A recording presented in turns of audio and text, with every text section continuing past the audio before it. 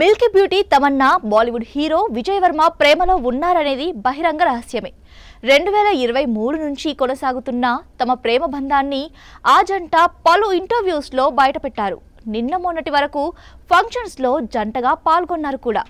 రేపో మాపో పెళ్లి వార్త చెబుతారని ఆశించిన అభిమానులకు వారి సన్నిహితులు తాజాగా షాకింగ్ న్యూస్ చెప్పారు. తమన్నా విజయ్ వర్మ విడిపోయారని, కొన్ని రోజులుగా విడిగా ఉంటున్నారని పేర్కొన్నారు. ఒకరి అకౌంట్స్లో నుండి మరొకరు అన్ఫాలో అయ్యారని చెబుతున్నారు.